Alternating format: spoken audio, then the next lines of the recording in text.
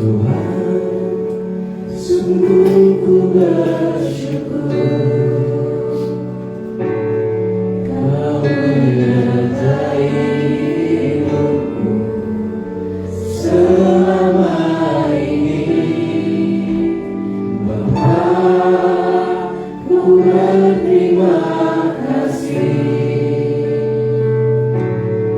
untuk kasih setiamu yang tak pernah berakhir.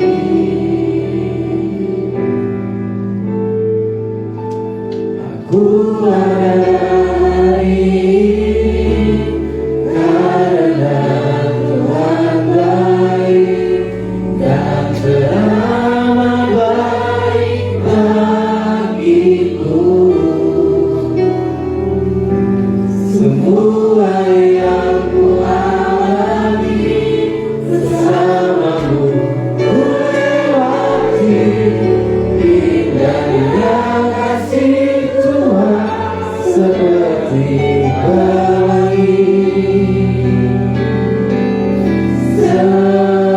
Sehabis aku ada hari ini karena Tuhan baik dan teramat baik bagiku. Semua yang ku alami bersamamu ku lewati. Indahnya kasih Tuhan seperti pelangi. Sehabis hujan,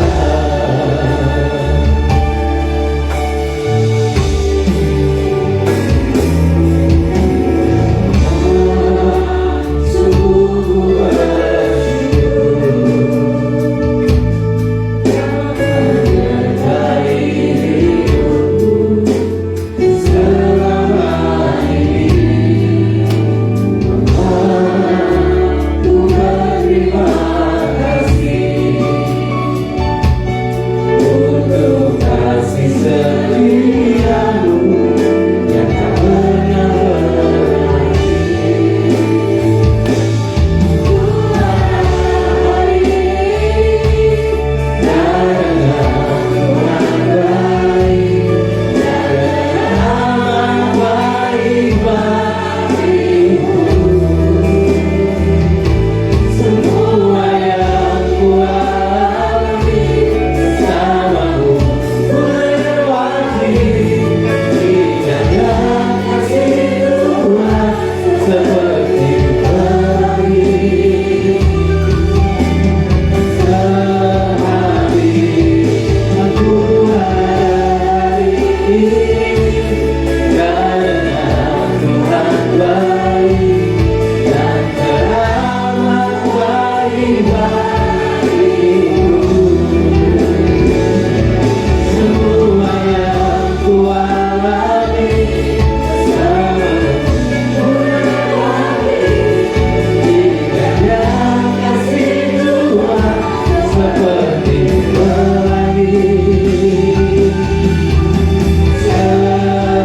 Sehabis hujan,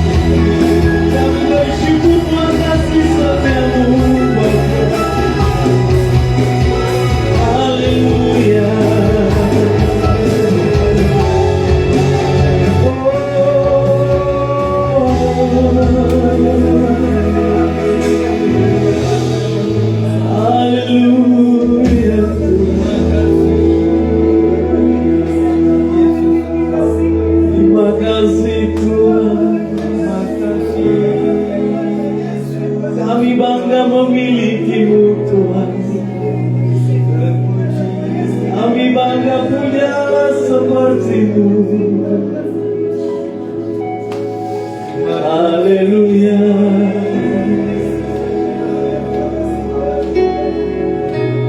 Terima kasih Tuhan. Terima kasih. Kami sungguh bangga memiliki Allah seperti-Mu ya Tuhan. Dalam segala kelemahan kami, dalam segala keterbatasan kami, Engkau ada untuk menjadi penyemangat kami ya Tuhan. Haleluya. Kalau kami ada sampai saat ini semuanya karena anugerah-Mu Tuhan.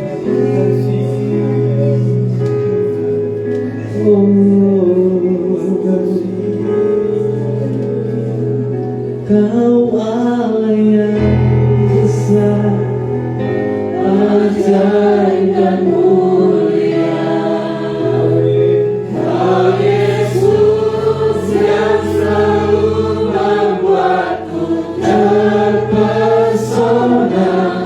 Segala pujian bagi-Mu ya Tuhan. Hanya Kau yang layak ku anugerah. Kau Allah yang besar, Kau Allah yang besar, ajaib dan mulia. Kau Yesus yang selalu membuatku terpesona. Segala pujian bagi-Mu ya Tuhan. Hanya Kau yang layak ku anugerah. Kau Allah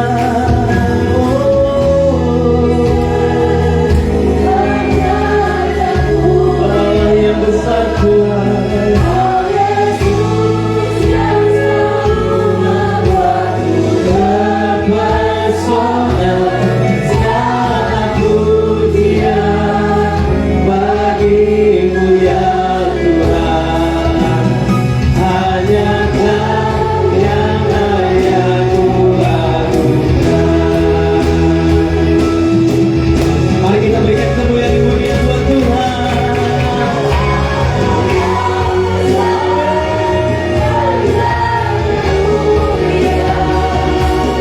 Kau Yesus yang selalu membuatku terpesona. Segala pujian bagi-Mu ya Tuhan. Hanya Kau yang layak ku anugerah. Kau Allah yang besar. Mari kita menjadi bangsa bersembahnya. Yesus. Amin. Terpesona.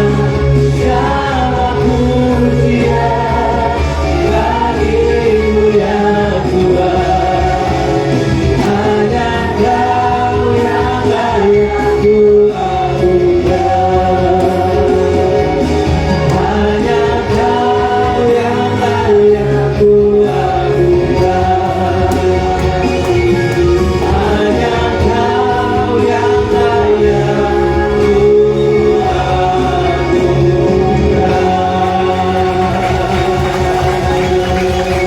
Haleluya.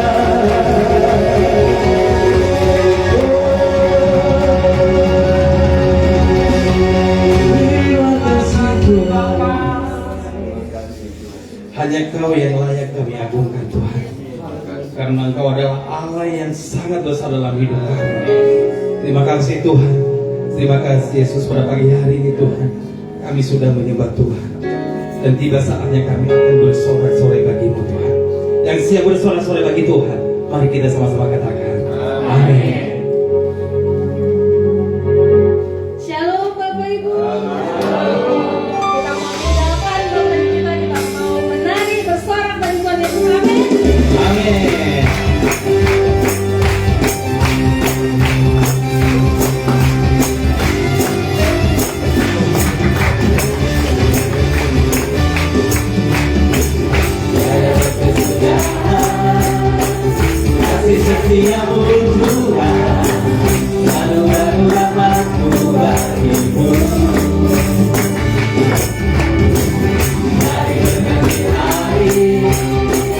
Tetap melihat kasih-Mu, tak pernah berakhir di hidupku. Tiada kesudahan, kasih setia-Mu Tuhan, selalu baru bagiku. Hari berganti hari, tetap melihat kasih-Mu, tak pernah berakhir di hidupku. Tuhan Yesus baik, untuk selama-lamanya.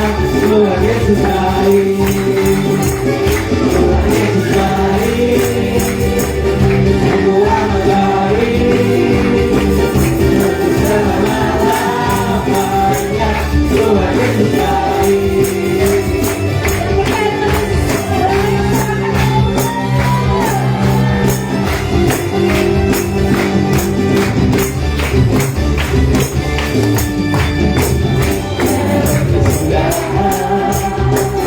Kasih setia-Mu Tuhan, selalu baru ramah bagiku. Hari berganti hari, tetap melihat kasih-Mu, tak pernah berakhir di hidupku. Tuhan Yesus baik, sungguh amat baik, untuk selama-lamanya. Tuhan Yesus baik, Tuhan Yesus baik, sungguh amat baik, untuk selama-lamanya. Tuhan Yesus baik.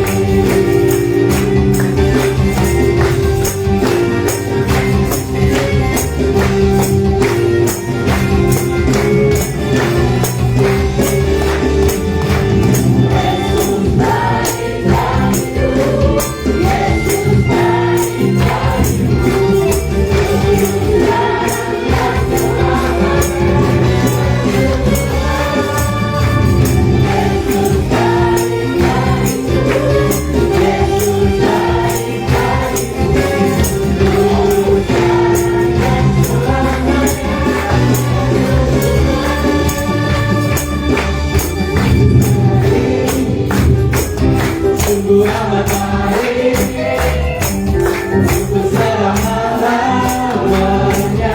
Tuhan Yesus baik, Tuhan Yesus baik, sungguh amat baik, untuk selama-lamanya. Tuhan Yesus baik.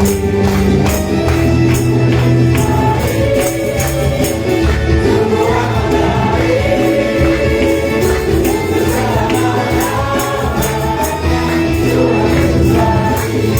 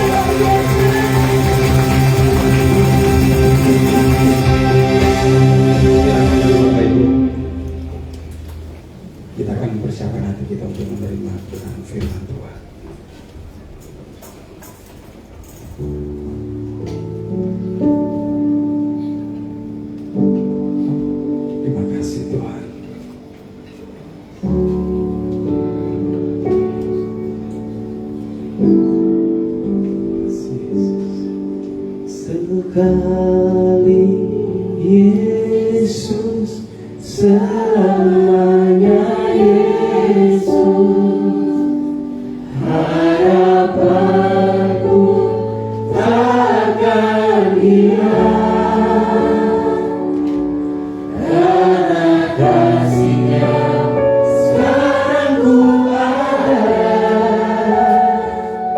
Oh Yesusku, ku cinta Kau selamanya. Sekali Yesus, selamanya Yesus, harapanku takkan hilang, karena kasih-Nya sekarang ku ada. Oh Yesusku, ku cinta Kau selamanya.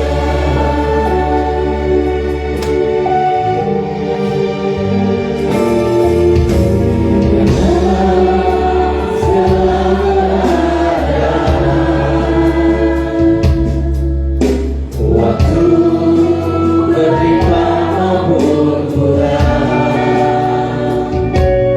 tetap Yesus yang mempesona hatiku. Ya Dia main kesempatan baru di setiap musim kehidupan, di setiap musim kehidupan. Waktu kuat maupun lelah,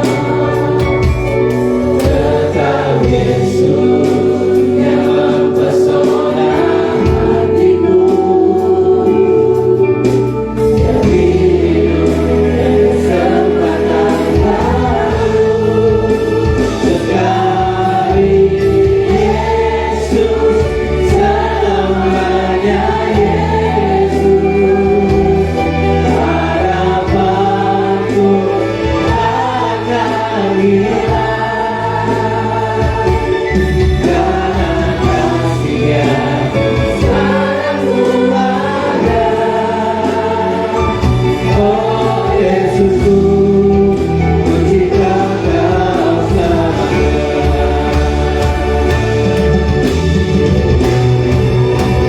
Sekali Yesus, selamanya Yesus,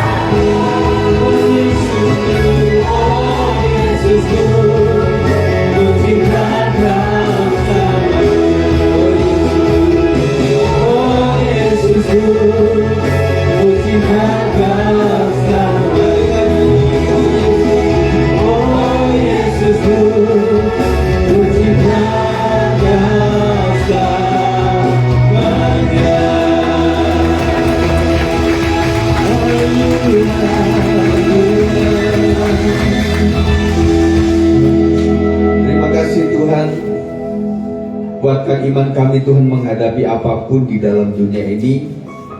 Kami percaya Tuhan ada pengampunan, dan kami percaya ada masalah, ada suka dan duka yang membuat kami akhirnya ada di dalam masa di mana kami bersyukur untuk berkat-berkat Tuhan. Tetapi ada doa-doa yang kami selalu panjatkan oleh karena masih ada masalah Tuhan, sehingga membuat iman kami menjadi sehat. Sehatkan iman kami dengan firman Tuhan pada saat pagi ini supaya disampaikan dengan jelas oleh karena dipimpin oleh Roh Tuhan. Berkati kami semuanya dengan hati yang baik. Berkati kami dengan hati yang mau dididik, supaya kami tidak memiliki niat jahat dalam hidup kami, dalam hati kami, sehingga firman Tuhan memberkati kami. Segala sesuatu yang tidak baik yang datang dari roh-roh di udara, kami sepakat, kami hancurkan di dalam nama Yesus Kristus. Dan kami siap untuk memberikan pikiran hati kami, jiwa kami untuk ditanami oleh benih firman Tuhan. Demi nama Yesus kami berdoa. Yang percaya katakan amin. Silakan duduk.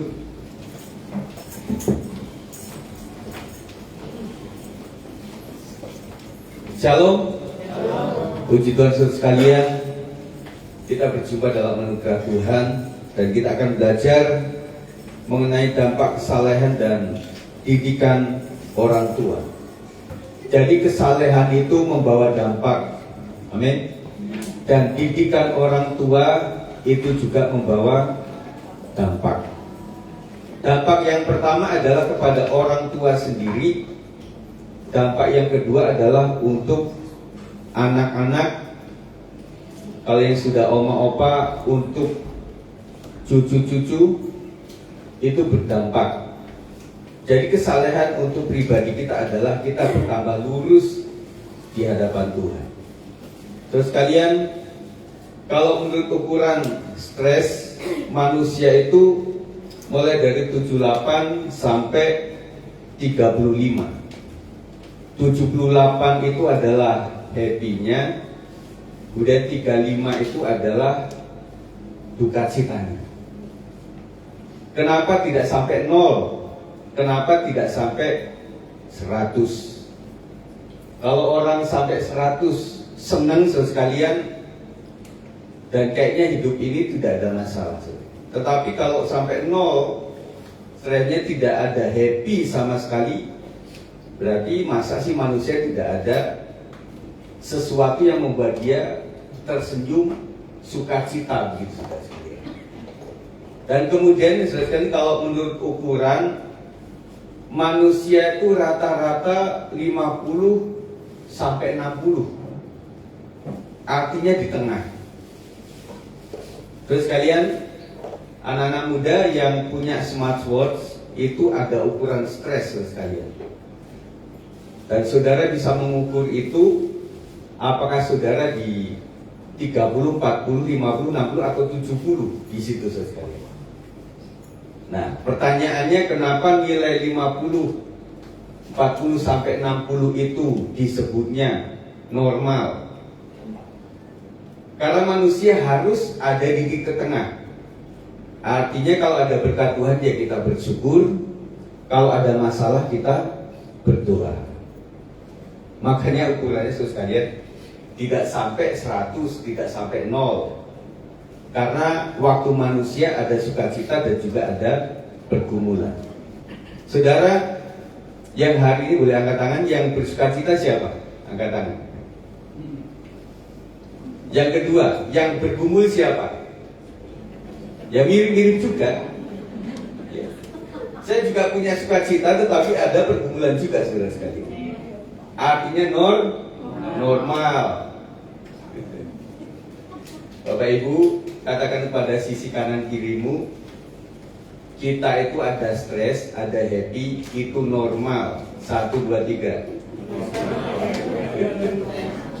Kalau ada stres, ada happy, itu normal. Kalau selalu happy, itu tidak normal, katakan. Kalau selalu happy itu tidak normal. Kalau selalu susah itu tidak normal. Katakan lagi. Yang paling normal adalah seimbang. 1, 2, 3. Tepuk tangan buat kalian semua.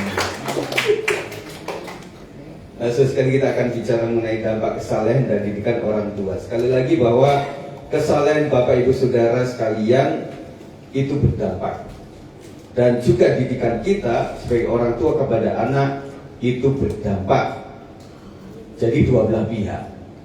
Dampak yang mengajar dan juga dampak kepada yang diajar.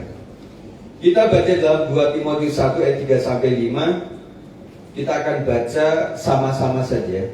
Ucapan syukur dan nasihat untuk bertekun. 1, 2, 3. Aku mengucap syukur kepada Allah yang kulayani dengan hati nurani yang murni seperti yang dilakukan nenek moyangku. Dan aku selalu ingat engkau dalam permohonanku baik siang maupun malam. Apabila aku terkenang akan air matamu yang kau curahkan, aku ingin melihat engkau kembali supaya penuhlah kesukaanku.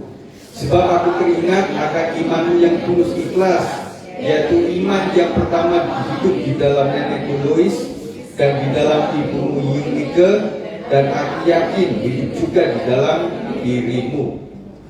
Ini adalah sebuah ayat kepada hamba Tuhan muda Timotius. Paulus melihat iman Timotius bukan muncul secara tiba-tiba. Saudara, iman kita itu tidak muncul tiba-tiba. Betul? Melainkan diwariskan melalui kehidupan neneknya Lois dan ibunya Eunike. Artinya peran keluarga di sini sangat penting untuk pertumbuhan rohani anak-anak kita. Keluarga besar kita diandalkan dalam arti keimanan kita kepada Tuhan. Jadi iman itu bisa ditularkan. Tetapi untuk kita direct untuk memiliki iman itu kita butuh belajar sendiri sekali. Mengerti ya? Jadi saya dan istri mencontohkan keimanan kami sebagai hamba Tuhan kepada anak-anak kami, Yafet dan Jason. Kemudian pertumbuhan iman itu tergantung Yafet dengan Jasonnya. Apakah betul-betul mengikuti teladan bapak ibunya atau hanya melihat saja? Demikian pula para orang tua semuanya. Puji Tuhan, kau sudah meneladankan iman itu dalam perjuangan dengan Tuhan. Di dalam hal ekonomi, keuangan, perjuangan untuk usaha, perjuangan untuk menyekolahkan anak-anak.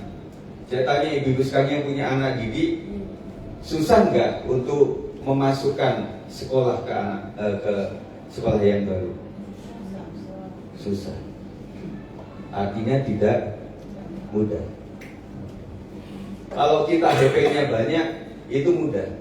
Betul? Sekolahin aja di Pondok Indah. Misalnya, paling uang muka hampir 100 juta doang, kan begitu saudara. Tetapi ya syukur kita itu tidak di sisi itu saudara. Sehingga kita ingin mencontohkan kepada anak-anak, perjuangan papa mama untuk menyekolahkan itu tidak mudah. Tugas mama menyampaikan kamu ke sekolah yang baru kalau kau lulus, dan tugas kamu adalah menjadi murid yang baik, yang belajar. Kalau anak-anak kita KBTK masih kita ikutin saudara. Maaf bu, maaf kak, ini anak saya masih kecil, jadi saya dampingi dia. Tetapi kalau SD, SMP, SMA mana mungkin saudara. Apalagi kuliah. Pak dosen maaf ya, saya dampingin anak saya karena ini anak mami, jadi nggak bisa ditinggal sendiri. Nggak mungkin saudara sekalian. Jadi orang tua itu susah payah bekerja mencari uang untuk menyekolahkan kalian. Tugas kita sampai di situ. Selanjutnya cara engkau bergaul dengan siapa itu terserah kamu. Kau bergaul dengan anak-anak yang pandai, itu pilihan kamu. Kamu bergaul dengan anak-anak yang di bawah rata-rata, itu pilihan kamu. Kamu bergaul dengan geng-geng yang nakal, itu pilihan kamu. Tetapi kau bergaul dengan anak-anak yang baik, itu pilihan kamu. Kita kasih rambu-rambu kepada anak-anak kita, tetapi selanjutnya untuk memilih jodoh, kadang sudah urusan kalian. Nah, kamu harus carilah anak Tuhan yang takut kepada Tuhan. Ada beberapa keluarga yang mengatakan suku apapun, yang penting cinta kepada Tuhan. Dan saya lihat di sini kita rata-rata beragam sekalian. Tidak selalu orang Batak ketemu orang Batak, tetapi ada orang Jawa ketemu orang Batak, ada orang Kupang dan Kupang, ada Kupang ketemu juga dengan suku lain. Dan itu adalah pembauran yang sangat baik. Ada yang Batak dengan Chinese, itu ada, dan banyak juga. Tetapi juga tidak menutup kemungkinan ada orang-orang yang sudah Kristen punya jodoh non-Kristen. Makanya kita juga bergumul, entah itu keponakan, entah itu cucu luar atau bagaimana, supaya mereka jangan sampai meninggalkan Tuhan. Itu nggak mudah sekali. Makanya kita punya rambu-rambu aturan, jangan sampai anak cucu kita itu di tahun keberapa tinggalkan Tuhan. Jangan sampai itu. Makanya kami orang tua mendidik itu untuk di jalur yang benar. Paling tidak ketika engkau sudah lepas daripada pantauan orang tua, engkau sudah memiliki kehendak yang baik, memiliki iman kepada Kristus, yang artinya itu berasal dari teladan orang tua, kemudian diikuti dengan aktif di kegiatan-kegiatan komisi, dan kemudian kalian punya dasar firman Tuhan yang luar biasa, melakukan firman Tuhan. Akhirnya berpikirnya masa depannya adalah saya hidup ingin benar, supaya ketika aku mati, aku masuk surga. Nah, ketika tujuannya seperti itu, maka dalam mencari teman, mencari jodoh, mencari pekerjaan, ada koridornya. Benar saudara sekalian? Jadi ada yang memagari, mau cari jodoh, takut Tuhan enggak? Mau cari pekerjaan, apakah di pekerjaan ini membuat aku semakin jauh dari Tuhan atau semakin dekat dengan Tuhan? Kalau di pekerjaan sudah tidak ada pilihan lagi, hanya ini pekerjaannya, pertanyaannya, apa aku sudah kuat untuk menjadi garam dan terang dunia? Tetapi yang terakhir ini ukuran kita sekalian, anak-anak muda sekalian. Jadi Tuhan mengukurmu adalah ketika ada tantangan itu, apakah engkau tetap beriman kepada Tuhan? Seperti Sadrah, Meshach, Abednego, seperti Daniel, seperti Yusuf. Mereka-mereka ini tokoh yang tidak punya banyak kelompok, nggak ada kelompok sosial yang tinggi, yang banyak, nggak punya teman komsel, nggak punya teman untuk datang ke gereja sama-sama, nggak ada. Mereka sendirian sekali, ya. Tetapi mereka bisa jaga itu. Artinya sekalian, anak-anak muda sekalian, ketika engkau ada di sebuah tempat yang heterogen, tidak cuma Kristiani tetapi juga agama-agama yang di situ, justru itulah kita dituntut untuk menjadi terang dan garam dunia. Beberapa orang mengatakan, hargailah kami yang sedang berpuasa. Tetapi ada beberapa orang bukannya kebalik, hargailah dong orang yang gak berpuasa. Kalau mereka mau berdagang, ya silahkan mau cari epeng, cari duit. Kalau mereka misalnya gak bisa puasa, ya saya menghargai kamu. Saya puasa, dan aku menghargai kamu yang tidak puasa.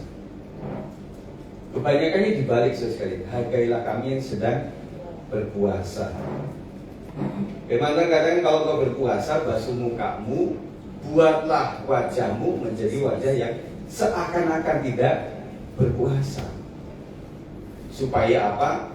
Tuhan yang mengganjari itu dengan upah. Amin sekalian. Siapa yang hari ini berpuasa? Siapa yang tadi pagi belum sarapan? Ada? Ucel, Bang Ucel. Ini mesti cepat ini kayaknya. Enggak ya. Ada orang-orang yang memang biasa sarapan. Yang biasa sarapan angkat tangan, termasuk saya. Yang nggak biasa sarapan angkat tangan. Ya, ada beberapa.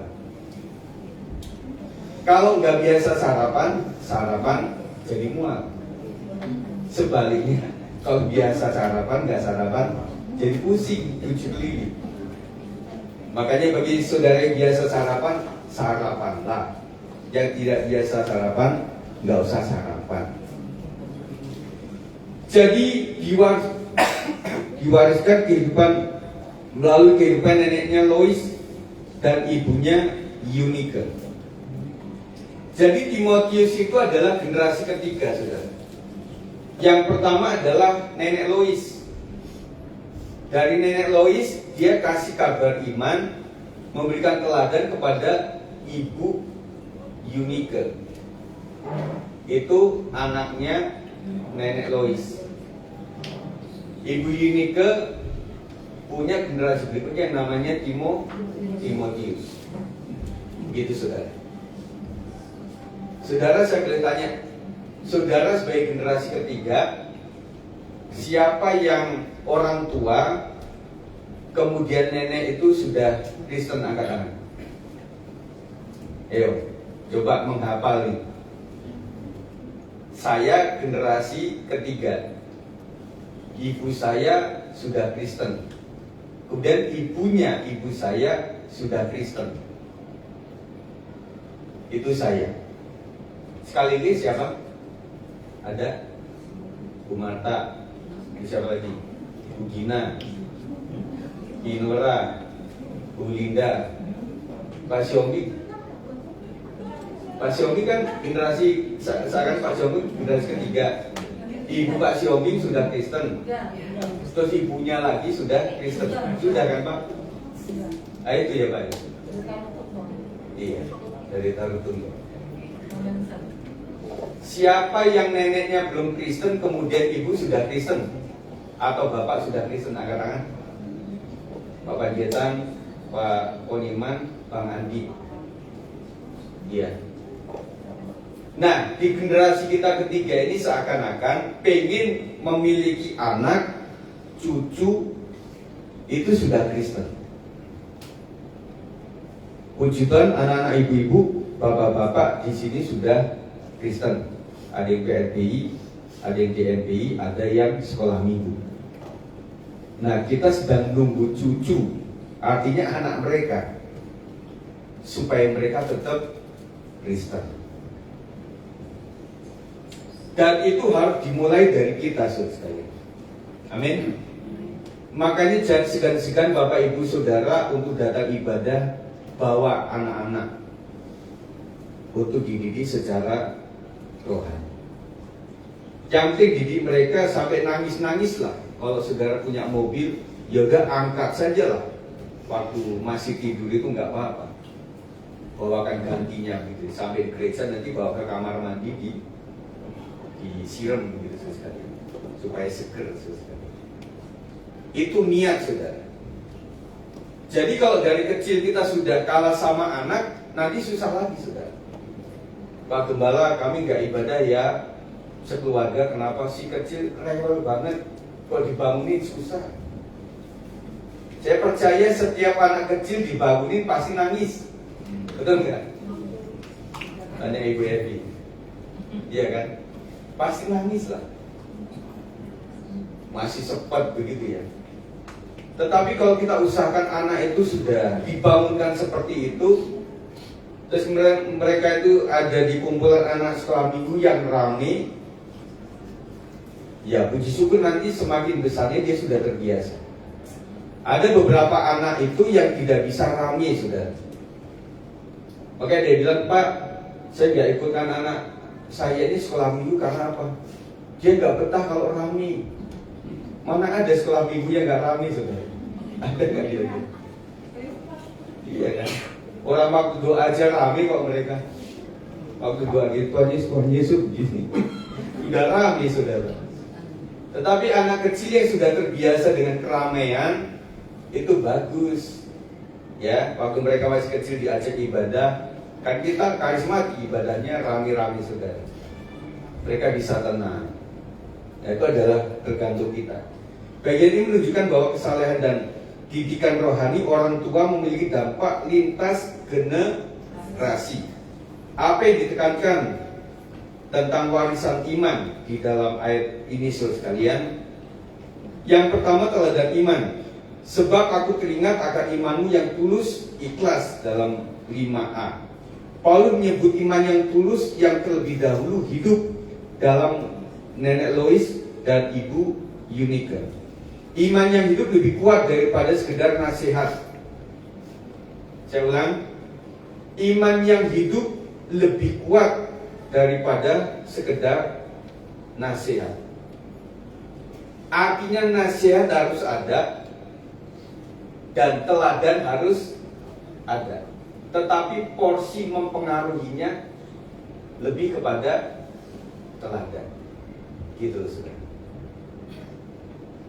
Kita memberikan teladan kepada mereka bahwa kita adalah orang yang setia beribadah, setia memberikan persepuluhan, setia memberikan kolektor, setia dengan memberikan dana-dana untuk perkembangan jemaat, untuk kegiatan jemaat.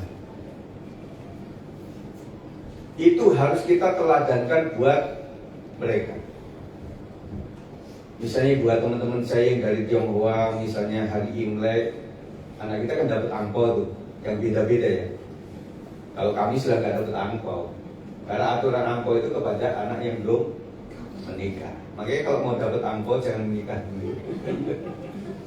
Kita bilang sama anak atau cucu, Cuk, kamu dapat angpau berapa? Oh sekian. Jangan untuk ini kan untukku gitu ya.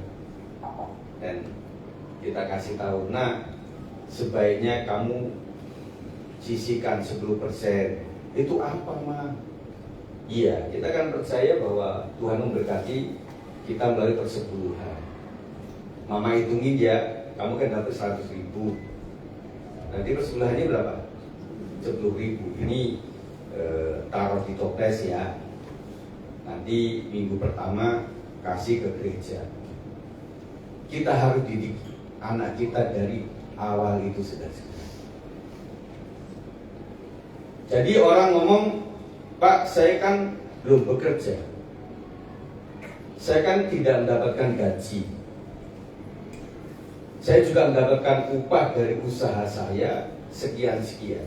Itu hitungannya bagaimana? Nah, kalau anak belum bekerja, contohnya yaitu dari opungnya dapat apa, itu sisihkan. Itu pembelajaran saudara.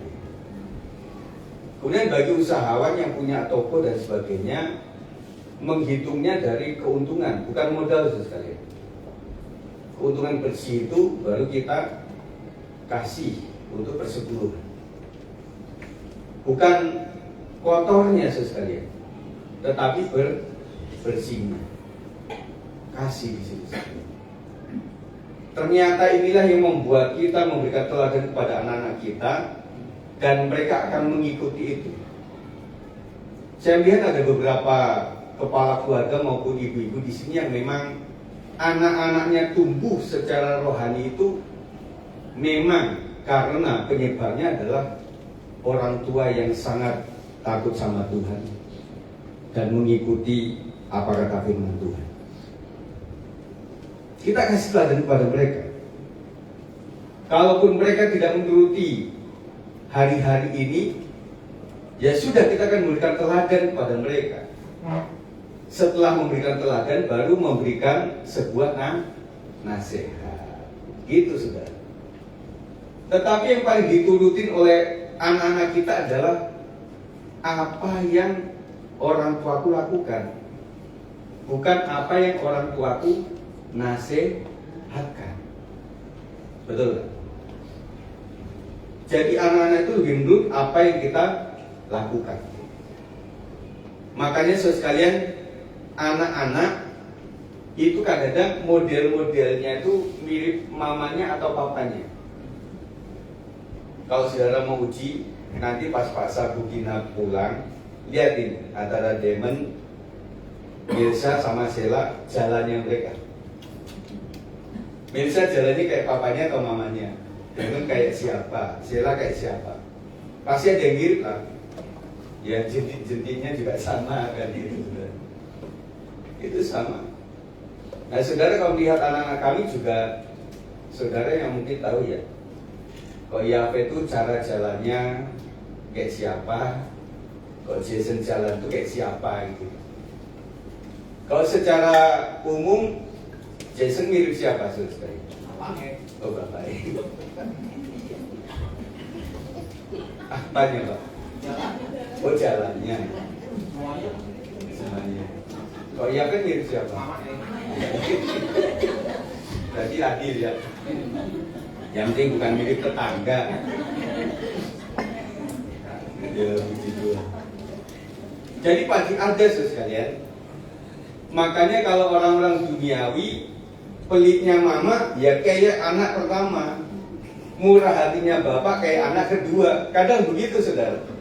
Benar gak? Kecuali saudara sudah diperbaharui. Barang siapa dalam Kristus, ia adalah ciptaan baru. Yang pelit jadi murah hati. Yang murah hati jangan. Yang murah hati lebih murah hati. Begitu saudara sekalian. Ya, intinya jadi Kristen itu adalah perubahan saudara sekalian. Keteladanan rohani orang tua menjadi fondasi penting bagi pertumbuhan iman generasi berikutnya. Betul. Jadi sekali ada orang berpikir begini, Pak, saya ini hidup dengan suami atau istri habis itu kan meninggal, Pak. Kami sudah nggak tahu apa-apa. Terus kalian, kita sudah kadung punya anak, ya. Bapak Ibu sudah kadung memiliki keturunan. Dan itu tanggung jawab kita. Kalau saudara tidak punya uang banyak untuk didepositokan untuk pendidikan anak-anak kita, paling tidak adalah teladan iman. Makanya kita selalu doakan semoga Bapak Ibu mewariskan imannya kepada anak, cucu dan menantunya. Itu betul sekali. Kita doakan terus itu. Jadi teladan iman. Dan bagaimana kita mendidik anak kita di dalam keadaan susah ini, kita tetap fight menghadapi itu semua. Dan sekali waktu anak kita mengeluh misalnya, Pak, saya kok punya handphone nggak sama kayak teman-teman saya, gitu ya. Kemarin di medsos saya lihat ada gambar sekalian. Jadi anak ini SMP, dia itu selalu dibully.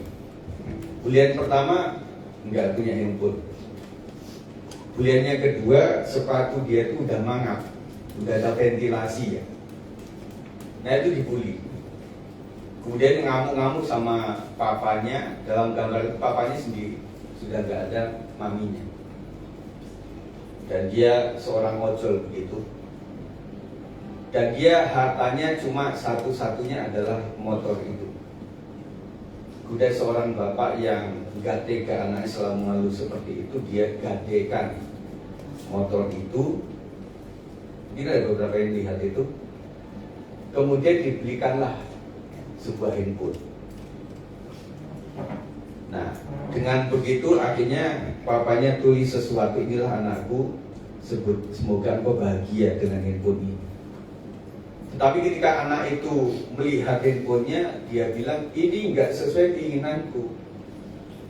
Teman-temanku nggak kayak gini. Misalnya gambaran hari ini, teman-temanku itu pakai iOS semua.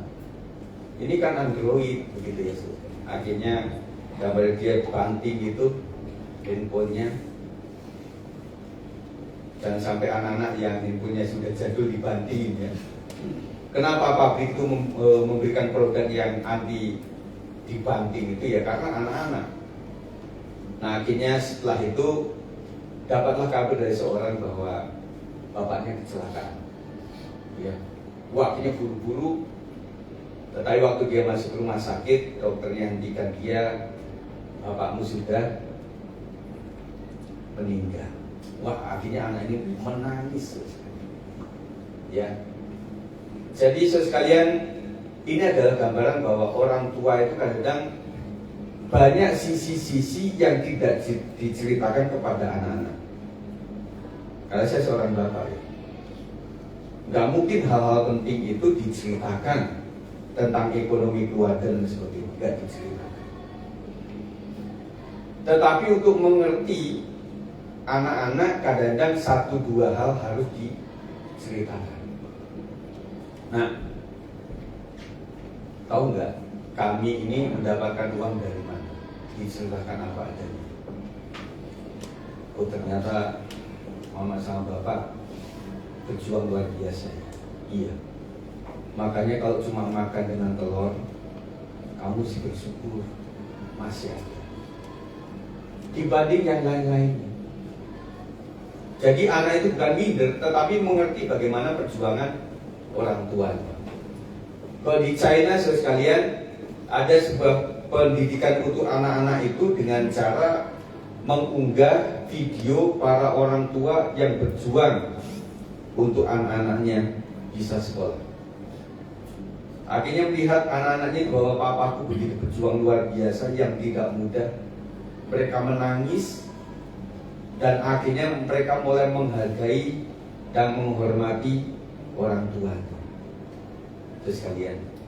Tetapi saya lihat di sini anak-anak sudah lumayan tahu ya bagaimana ciri payah orang tuanya ini ya. Semoga kalian nggak menuntut tetapi malah membantu. Amin. Amin. Ya. Jangan Pak Sinaga aja yang amin, tapi anak-anak dong. Ya. Membantulah anak-anakku sekalian supaya kau menjadi orang yang luar biasa di masa depan. Pikirkanlah bahwa orang tuamu ini tidak selama-lamanya ada di sisimu. Suatu saat karena sakit, oleh karena hal tertentu bisa dipanggil Tuhan. Dan akhirnya apa yang kau pikirkan, waduh selama ini saya bergantung sama papaku, selama ini bergantung sama mamaku. Sekali waktu anak-anak kita mesti diajak di sebuah panti asuhan. Dan cuma pantai Ancol di panti asuhan supaya tahu bahwa anak ini sudah nggak punya ayah ibunya. Dan mereka antara kakak dan adik itu disekutukan di situ supaya makan bersama, berdoa bersama kalau yayasan Kristen. Kemudian mereka itu dikasih teladan yang baik. Ada beberapa tayangan kalau engkau sudah mengambil makanan itu maka hormat. Artinya berterima kasih.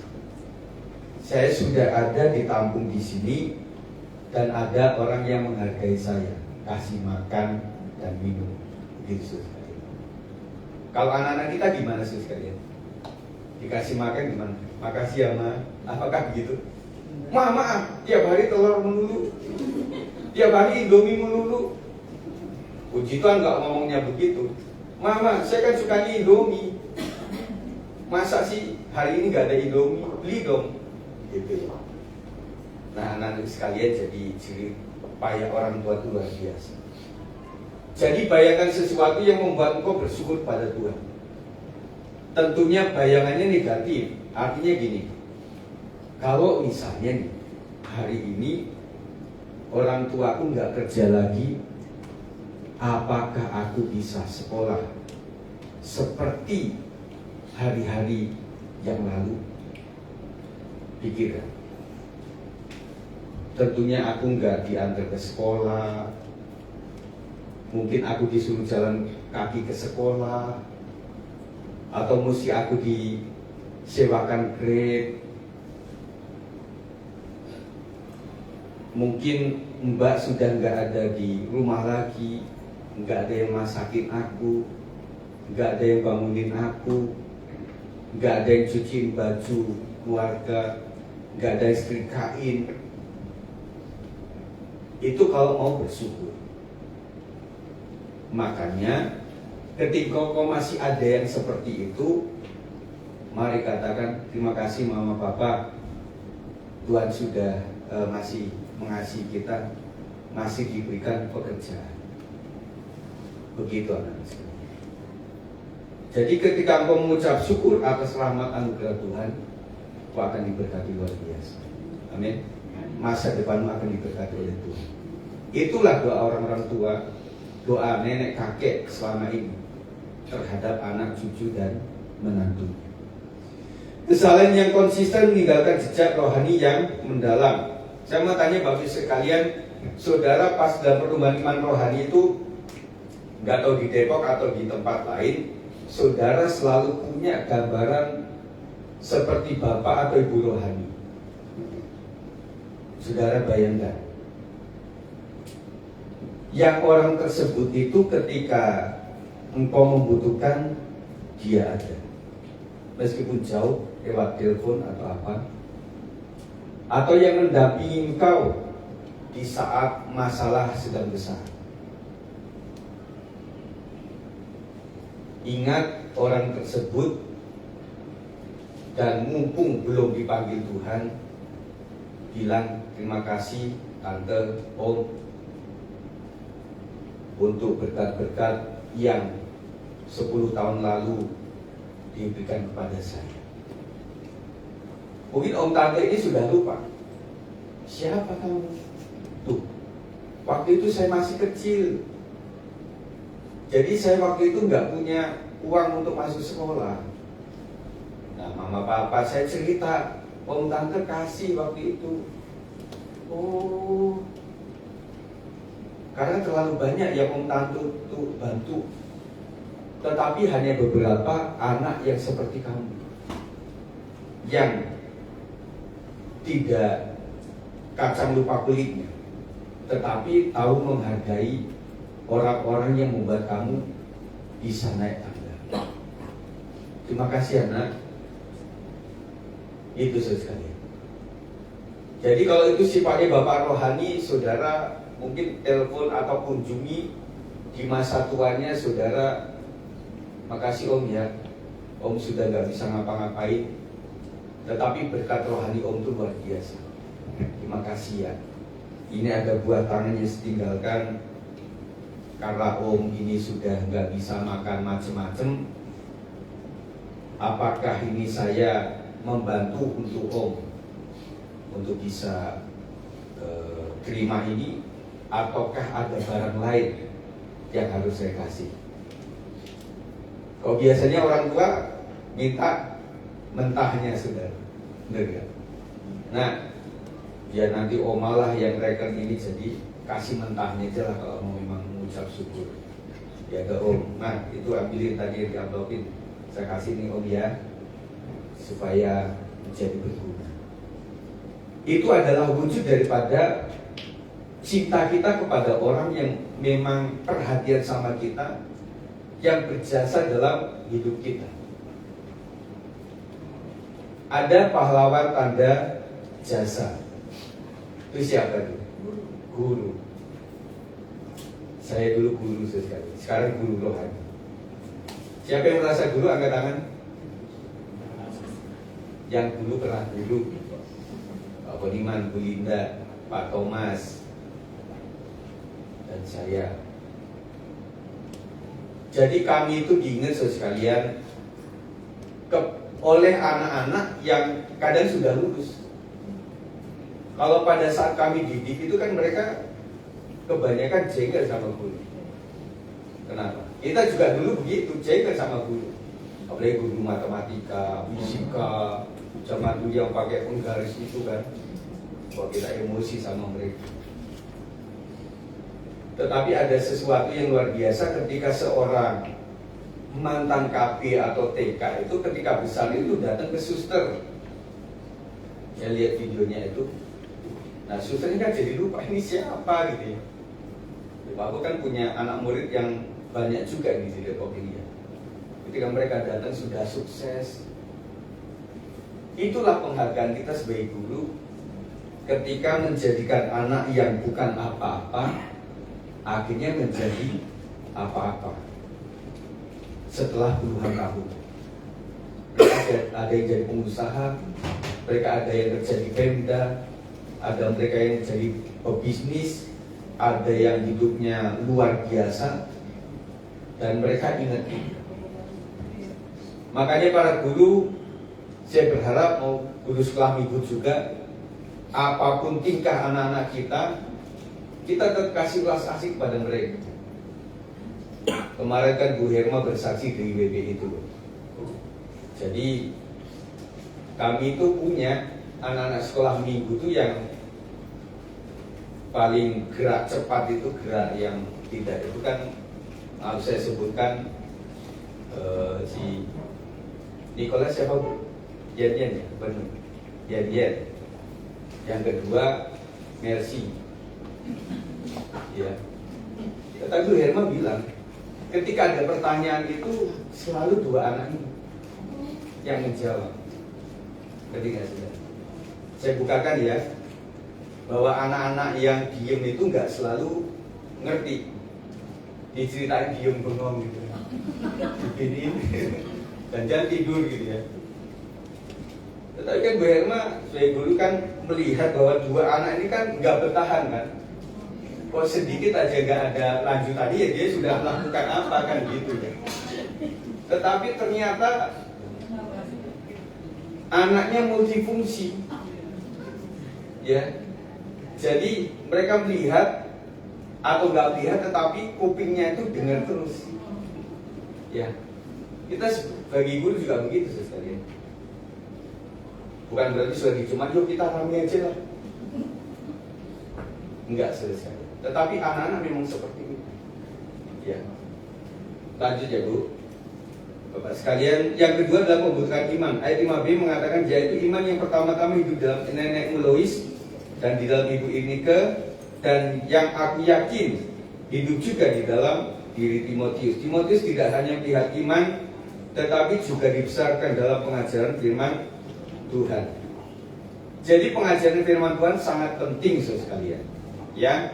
Jadi ada orang mengatakan iman Kristen itu bukan dibangun dari musik yang keren, bingar-bingar dengan grup praise and worship yang luar biasa. Tetapi yang paling minim di gereja itu adalah hidup karena firman Tuhan. Kalau praise and worship itu sekalian dari abad ke abad itu berkembang dengan cara yang bisa berubah-ubah. Tetapi lagu yang paling kekal itu adalah hidup jemaat, hidup rohani, nyanyian rohani, dan kemudian ada kalau di gereja Batak itu apa? Inde. Dan kalau saya pelajari sekalian, mereka punya do sama dengan apa itu seluruh dunia sama. Dan kalau saudara ikuti dengan benar, nyanyi itu bisa keringetan saudara. Dengan nada itu membuat kita itu bisa benar-benar sampai di ambang kekuatan manusia. Tetapi kalau gereja-gereja masa sekarang karismatik itu tergantung WL-nya. Kalau WL-nya itu sopran, alto, maka nadanya direndahkan. Kalau suaranya misalnya suara tinggi, maka nadanya ditinggikan. Makanya waktu itu ada saran dari bidang komisi pujian, kalian sebagai WL jenis suaramu apapun timbernya apa, tetapi yang penting adalah ikuti nada jemaat. Kalau kita timnya ini dengan suara yang tinggi kita bisa, daripada jemaat sampai tercekik-cekik saudara, malah nggak nyanyi, atau kendaraan gitu ya. Mending ikuti jemaat. Cuma saran yang paling ideal adalah hendaklah WL itu yang ada di tengah. Bukan ada terlalu tinggi, tidak juga terlalu rendah. Jadi pas bagi jemaat. Jadi sekalian, apapun yang kita lakukan dengan sungguh-sungguh pada Tuhan, kita akan merasa bahwa ada berkat khusus di situ. Jadi tidak cuma melihat iman, tetapi juga dibesarkan dalam pengajaran firman Tuhan. Didikan rohani membutuhkan kesengajaan dan konsistensi. Jadi saudara mendidik anak itu harus sengaja. Jangan modelnya, mumpung saya lagi libur, saya didik anak-anak saya. Mumpung saya lagi gak ada kerjaan ini karena sudah di PHK kemarin, saya mendidik anak-anak saya. Mumpung toko lagi sepi, hari ini saya tutup, saya didik anak-anak saya. Tidak. Tetapi mendidik anak itu dalam suka dan duka, dalam keadaan sibuk atau tidak sibuk, kita tetap mendidik mereka. Dalam keadaan bahagia maupun duka cita, kita mendidik mereka. Setuju? Jadi anak itu mendapatkan pengajaran yang adil, saudara. Dan cuma kalau dapat berkat saja, mama ini didiknya luar biasa, kamu harus nabung nak, seperti mama ini pendapatnya gede. Tetapi ketika mamanya sedang gak ada uang, diem baik. Nah kalau yang pas bahagia, tetapi kalau pas gak ada punya uang, nak sini ya, kita sudah gak ada pendapatan nak. Tetapi ingat firman Tuhan memberikan teladan sejarah dengan 5 roti 2 ikan, maka dicukupkan segala sesuatu. Dengan janda sarpat yang beberapa saja, dan kemudian pemberian daripada seorang janda yang miskin dengan 2 peser duit itu, maka Tuhan berkati luar biasa. Maka anak kita bilang, "Mah, itu kan cuma 2 peser, itu kan kecil banget." Enggak, nah. Kamu lihat, kamu baca Alkitabnya. Oh iya mah, ternyata 2 peser itu adalah seluruh hidupnya. Jadi kepada Tuhan itu adalah persentase yang dia miliki, saudara. Makanya berkali-kali yang paling adil itu adalah hitungan persepuluhan, bukan pemberian. Karena kalau orang dapat miliaran, maka 10%-nya berapa? Demikian pula para pemilik rezeki yang tidak terus-terusan, dia cuma punya 100.000, 10% dari itu kasih sama Tuhan. Jadi yang paling adil adalah ini, saudara. Amin. Jadi Tuhan mengukur kita dari situ, anak-anak muda sekalian. Puji Tuhan kau diberkati. Ingatlah cari pekerjaan gak gampang. Artinya kalau kau punya kerjaan, artinya ada penghasilan. Dan kalau bukan Tuhan yang memberikan rahmat itu, bisa saja kau tidak bekerja. Tetapi untungnya Tuhan itu masih mengampuni, Maha Kasih. Dimana meskipun kita kadang-kadang hidup secara rohani juga konyol juga, tetapi Tuhan kadang-kadang masih kasih berkat. Tuhan itu kayak Bapak kita gitu.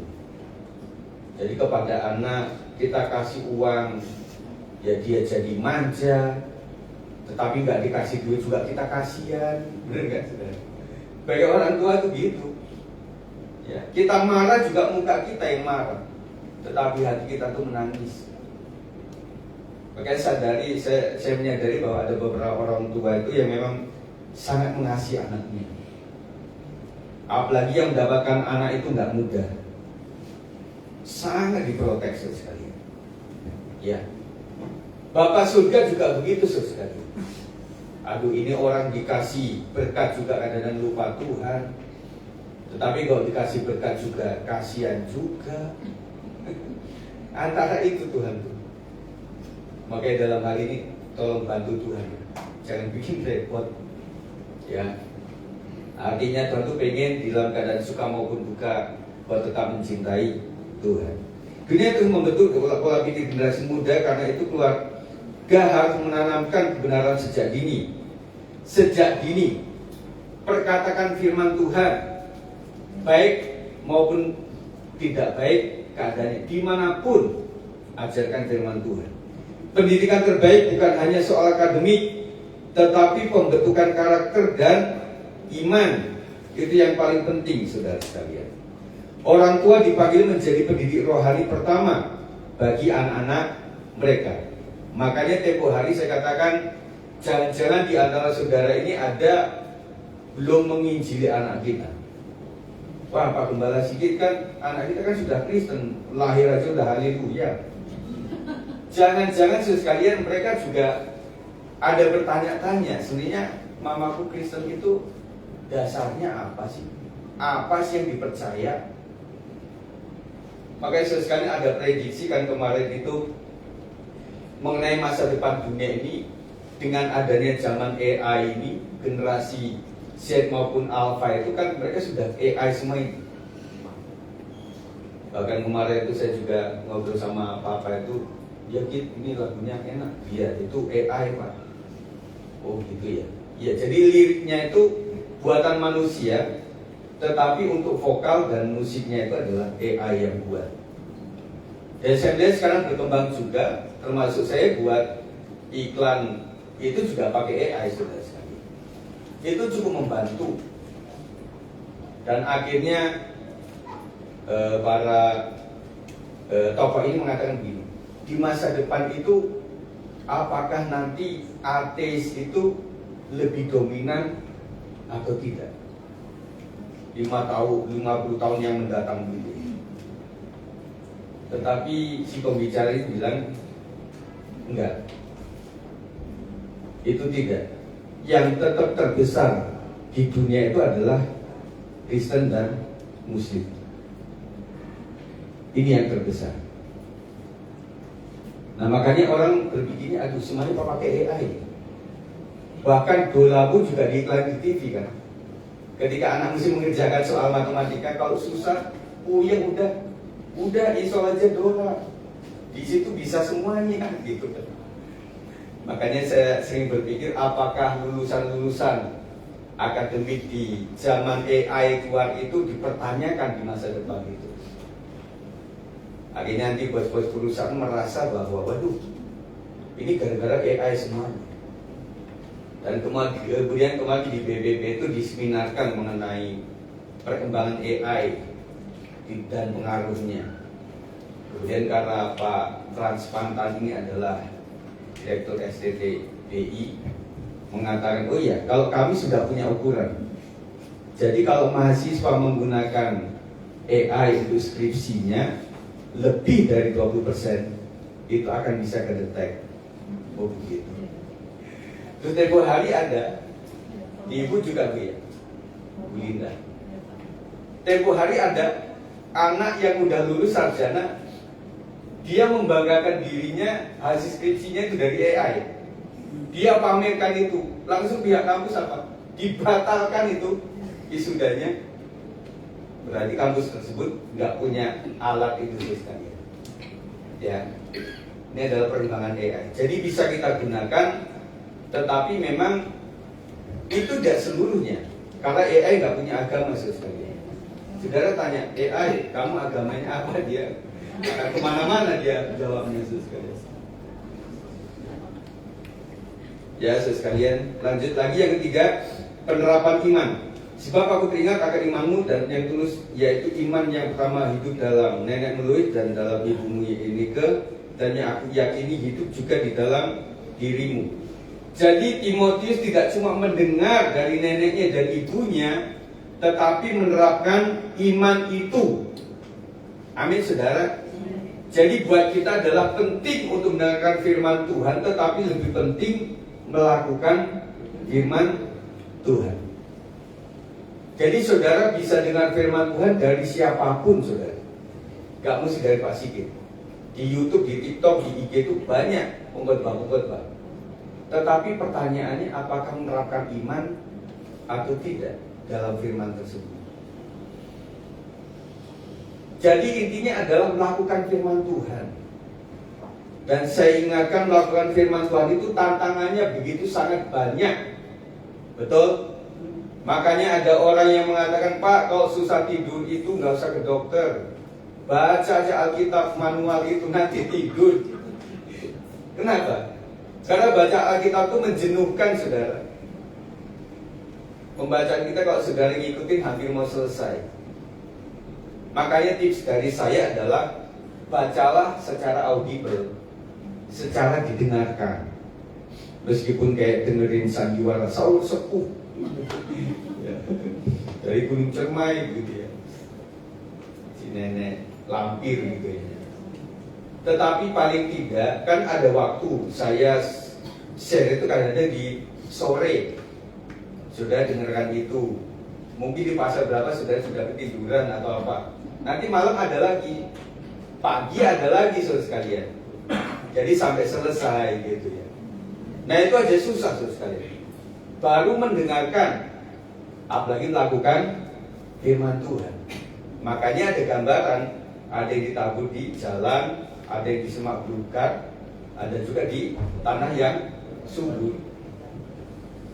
Saya sudah berusaha untuk pelan dalam berkhotbah sampai saudara ngantuk-ngantuk. Tujuannya supaya saudara itu paham, mengerti, bisa menyimak, dan itu termeter dalam hati. Itu tujuan saya. Tetapi itu pun juga sering lupa-lupa, saudara. Ini kan ada live-nya, nanti ada tayang YouTube-nya gitu ya. Mungkin berapa persen yang saudara mengikuti lagi. Tetapi kalau saya, sang pembicara ini, saya kadang-kadang ngikutin lagi, saudara. Saya habis khotbah, saya tayang di YouTube, saya dengerin lagi. Tujuan saya adalah, karena firman Tuhan kan pedang bermata dua. Yang adil adalah saya menyampaikan itu, saya harus melakukannya. Dan kadang-kadang tantangan pengkhotbah itu kalau dia tidak melakukannya, maka ujian diterapkan pada dirinya. Makanya saya kasih tahu, kalau orang betul-betul, Pak, saya ingin menyampaikan firman Tuhan. Loh, itu ada pedang bermata dua.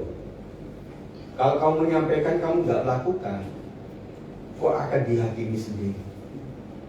Makanya ada beberapa orang, wah, kalau ditulisnya menyampaikan firman Tuhan, kayaknya saya bukan pendeta, saya nggak ini. Makanya sering kita adakan secara sharing. Bagi PRBI kan sudah kemarin persetujuan ya. Jadi semua nanti meskipun itu bahan dari saya, tetapi nanti mereka yang pimpin sharing itu ya. Saya bilang kalau kepanjangan jadi cut aja supaya nggak terlalu malam ya. Nanti kasih ibu yang nungguin anaknya di situ sampai udah ini lama lah, kok nggak lama-lama kok nggak cepet selesai gitu. Itu. Jadi kalau misalnya penyampai sharing, yaudah. Kalau sharing saya bisa. Kalau khotbah saya enggak, saya bukan sekolah teologi ya. Tetapi kalau saya bersaksi saya bisa. Ada beberapa orang, Pak Gem, saya nggak bisa kalau ini loh. Kalau ibu sudah cerita itu udah panjang lebar kemana-mana. Artinya ibu itu bisa sharing. Sharing kan membagikan kehidupan. Ya gini loh, ada baca ayat, mintalah maka akan diberikan. Ibu sekalian, saya nggak menyampaikan khotbah, tetapi saya mau cerita.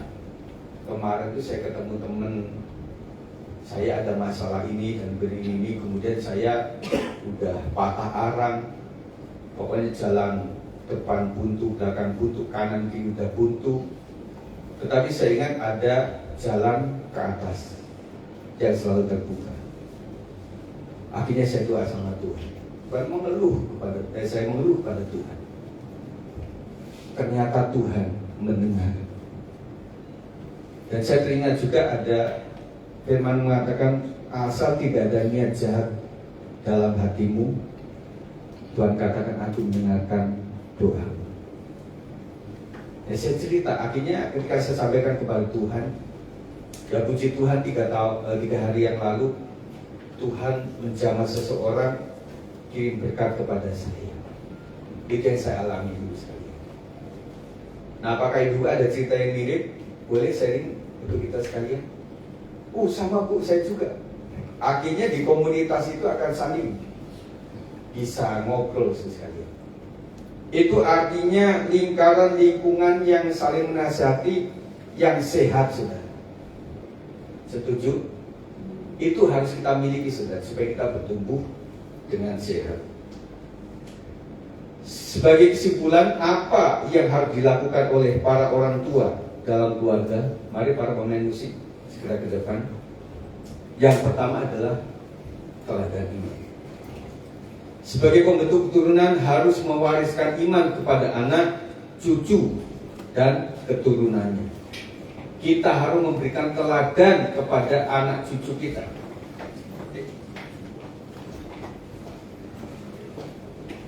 Teladan adalah penting dibandingkan nasihat. Kemudian yang kedua, pembentukan iman. Sebagai pembentuk keturunan harus membentuk iman kepada anak cucu dan keturunan kita. Kita jadikan anak cucu kita, menantu kita yang belum, kalaupun Kristen dia belum beriman kepada Tuhan suku C. Kita berikan kabar kepada mereka, menantuku